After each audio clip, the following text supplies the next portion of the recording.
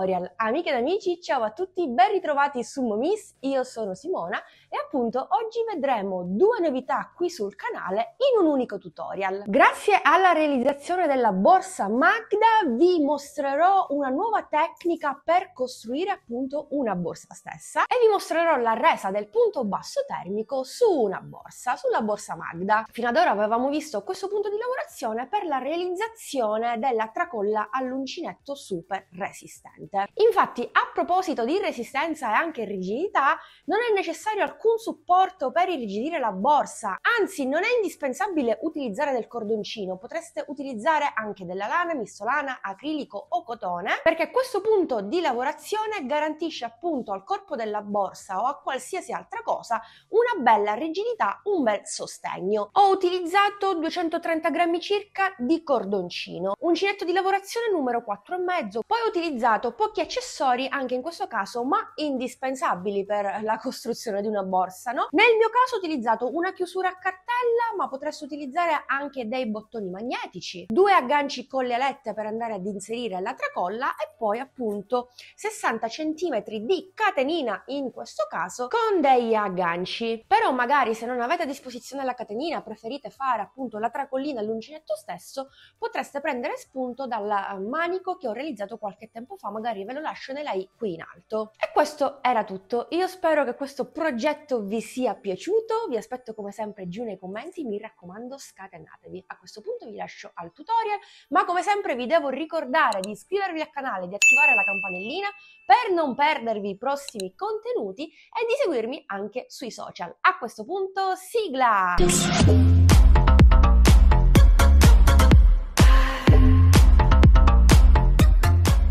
Iniziamo avviando le nostre catenelle, per cui faccio un cappio, cordoncino, uncinetto 4,5, avvio 26 catenelle, 2, 3, per una borsa più grande chiaramente avviate molte più catenelle.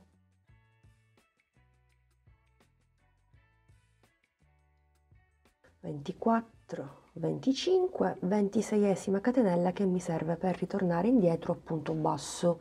Lo facciamo subito, quindi a partire dalla seconda nella maglia dietro rispetto alla catenella vado a lavorare il primo punto basso e farò così su tutte le maglie al di sotto. A fine riga chiaramente mi ritroverò con 25 punti bassi.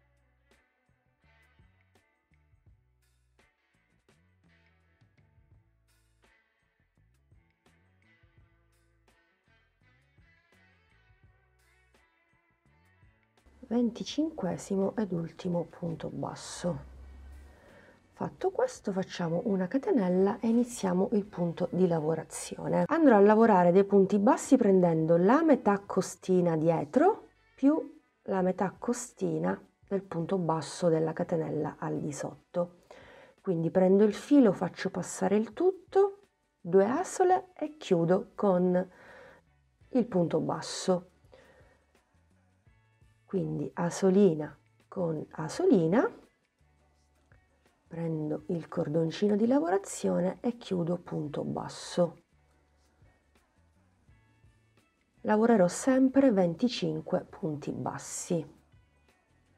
Per intenderci andrò a lavorare metà costina, ve lo faccio vedere meglio, con metà costina con metà costina e così via su tutti i punti al di sotto.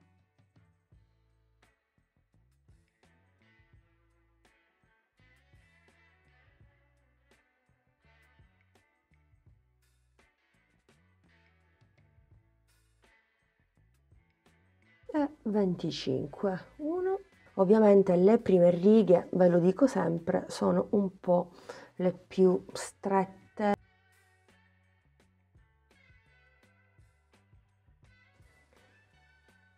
Catenella, giro il mio lavoro e procedo sempre allo stesso modo. Prenderò la maglia del punto basso più la maglia del punto basso al di sotto, perché lavorando a coste, tra virgolette, avremo sempre nella riga precedente la solina libera e quindi faremo sempre la stessa lavorazione.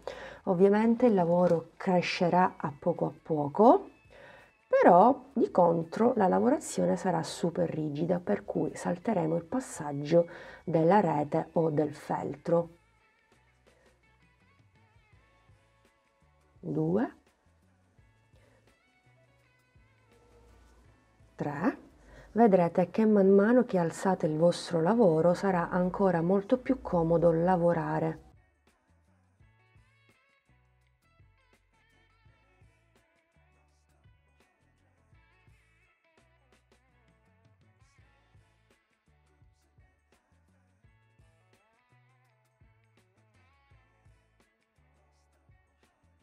Venticinquesimo punto basso,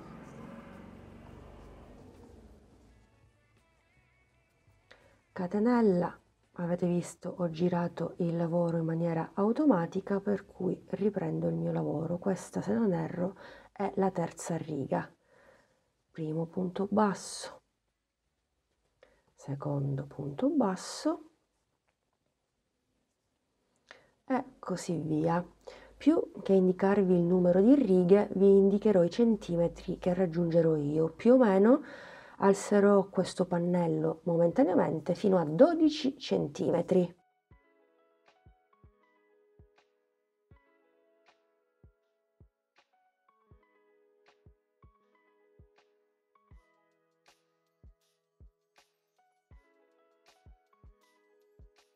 E voilà, ho raggiunto le dimensioni momentanee desiderate di 12 cm. Possiamo misurare il pannello insieme. Ecco qui. Avevo già fatto una catenella, quindi ne realizzo altre 18. 2, 3, 4, 5,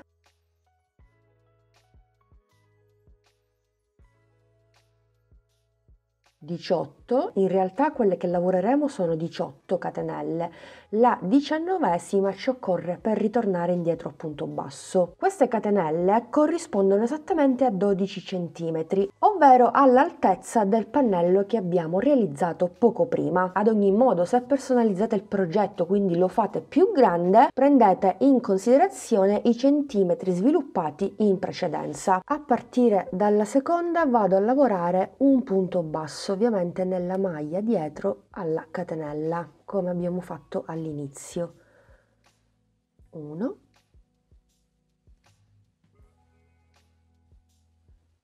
2, volendo possiamo fare questa riga con l'uncinetto 3,5 per entrare facilmente in questa maglia. 3, 4, 5, 18esima catenella, quindi 18esimo punto basso. Fatto questo, ovviamente cambio il numero di uncinetto e passo al 4,5 e continuo il mio lavoro con il punto basso termico. Quindi entro nelle due asole e faccio il punto basso e continuo a lavorare un punto basso in ciascun punto sottostante, proprio come abbiamo fatto fino ad ora. Quindi lavoriamo tutti i 25 punti che ci ritroviamo al di sotto e ci rivediamo a fine riga. Bene, devo lavorare soltanto l'ultimo punto, mi raccomando non dimentichiamolo, è il più stretto, basta fare un po' di pressione e lo andiamo a lavorare. E anche qui andiamo a ripetere il lavoro di prima. Andiamo a realizzare un totale di 19 catenelle. 3, 4, 5 e 19. Cambio uncinetto, passo al 3,5 sempre per comodità e inizio a lavorare nella maglia dietro a partire dalla seconda un punto basso in ciascuna catenella per un totale di 18 punti. 2, 3, 4, 5, ok, 18esima ed ultima catenella, quindi passo all'uncinetto 4,5 e riprendo il punto di lavorazione. Quindi 1, 2, prendo il cordoncino e chiudo, primo punto di 25 e proseguo. 2, 3, 4, 5, 25esimo punto basso, e ovviamente proseguiremo con i 18 punti che abbiamo su questa riga e anche su quell'altra quando ritorniamo. Faremo allo stesso modo di prima, quando abbiamo realizzato la primissima riga, no? Quindi asola esterna più asola della catenella, prendo il cordoncino e chiudo. 1,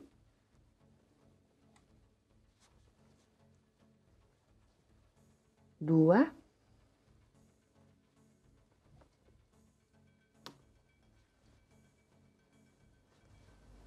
3, anche qui se vogliamo, visto che i punti sono un po' strettini, proseguiamo con l'uncinetto 3,5 e poi lo cambiamo. Non fate troppa tensione, non stringete troppo il cordoncino, fate questa operazione in maniera morbida, così non si nota la differenza tra le righe.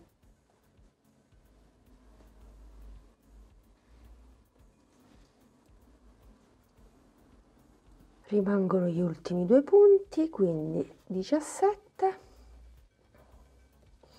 e 18esimo punto, 1 e 2. Tiro fuori e chiudo. Passo l'uncinetto 4,5, quindi catenella, giro il mio lavoro e vado a lavorare sempre allo stesso modo. Come avete visto è davvero super facile. Quindi 1, intanto mi lavoro i primi 18 punti da questa parte,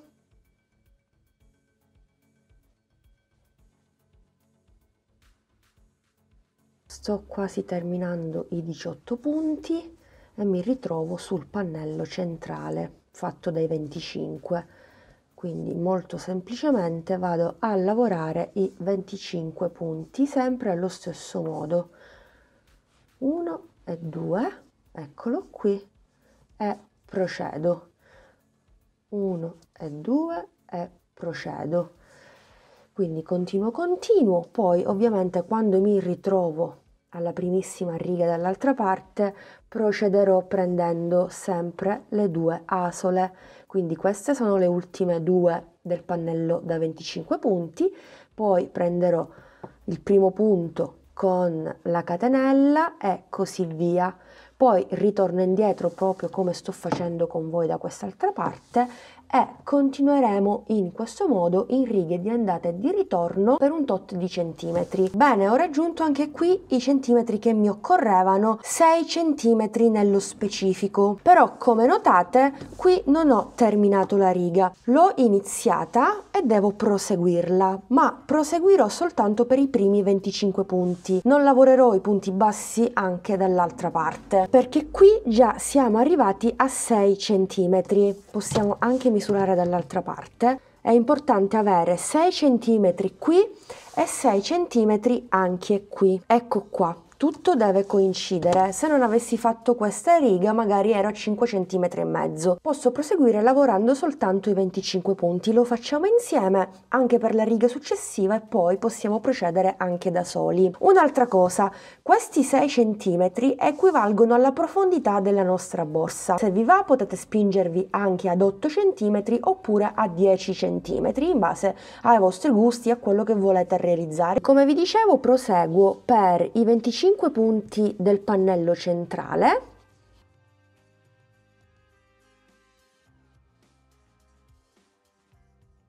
Ok, ultimo punto basso, come notate l'avevo segnato con il marker, basta che andate a contare i primi 18 punti e segnate appunto il 25esimo. Faccio una catenella, ovviamente giro il mio lavoro, intanto vado a lavorare il primo punto di 25,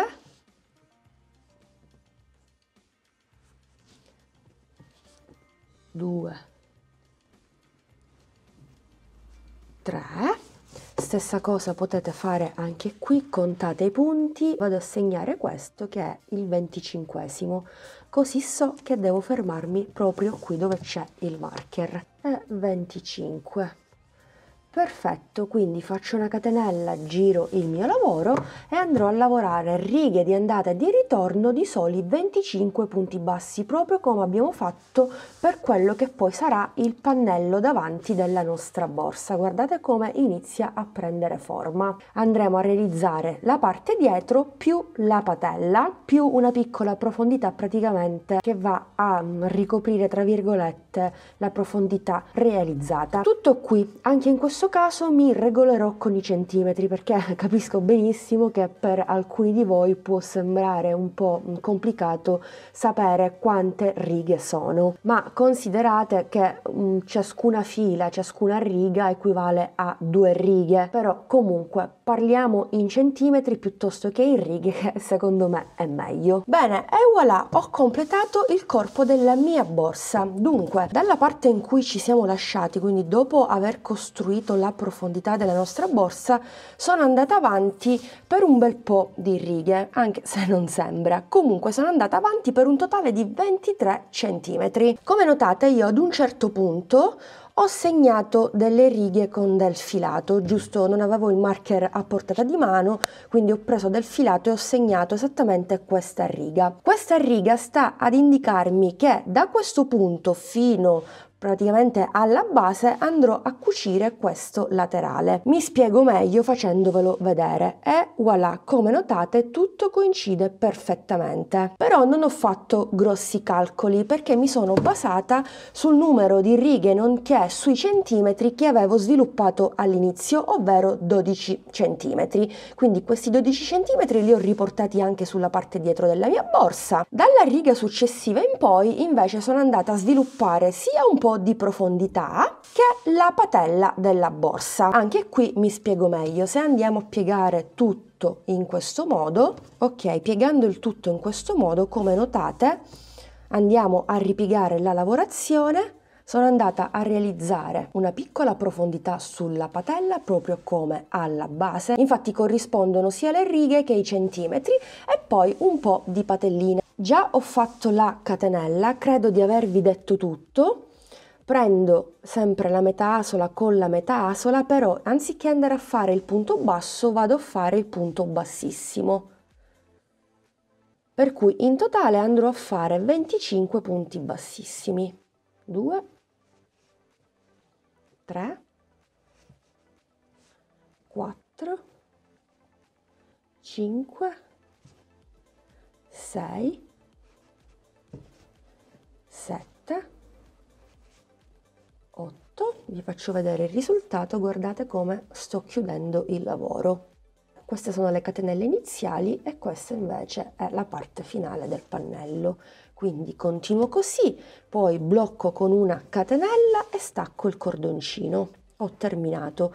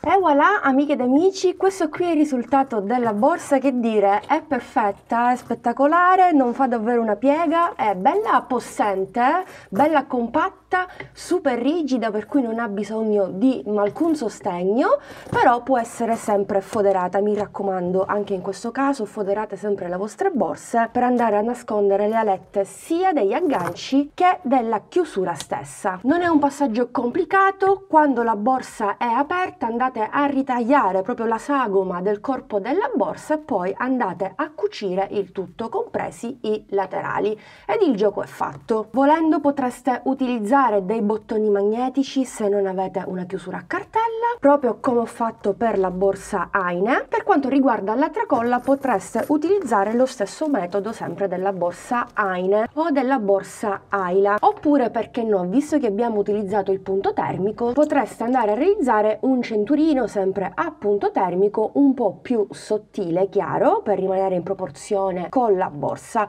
ed il gioco è fatto. Quindi personalizzate il progetto a vostro gusto in base ai materiali che vi ritrovate. Vi do anche le misure finali. Abbiamo una borsa da 19 cm, altezza 14 cm, con una bella profondità di 7 cm, quindi non male. Questo progetto, seppur piccolo, è sempre pratico, comodo e capiente, proprio come la borsa Aine. Se li mettiamo a confronto potete vedere come la borsa Magda è un po' più larga, no? Come altezza ci siamo, mentre per quanto riguarda la profondità nella borsa Aine è maggiore rispetto che nell'altra. Insomma, sono molto soddisfatta. Adesso tocca a voi realizzare tante Magda anche in colorazioni differenti. Vi ricordo che potete realizzarla anche con della lana, misto lana, acrilico o cotone, perché il punto di lavorazione, il punto termico, garantisce una certa rigidità, risulta molto fitta la lavorazione. Amiche ed amici, siamo giunti al termine anche di questo video tutorial. Io spero che la borsa vi sia piaciuta, che proverete a replicarla, perché no, anche in dimensioni maggiori rispetto a quella che ho realizzato io. A me piace tantissimo, guardate la resa una volta indossata, è davvero pratica, comoda, capiente. Per quello che devo inserirci all'interno va benissimo così. Come sempre fatevi sentire nei commenti, sono curiosa di sapere cosa ne pensate. A questo punto vi do l'appuntamento al prossimo video tutorial. Per questo è importante che ti iscriva al canale, che attivi la campanellina per non perderti le prossime novità, i prossimi contenuti. Ovviamente seguimi anche sui miei social. Alla prossima, grazie per l'attenzione, un bacino a tutti!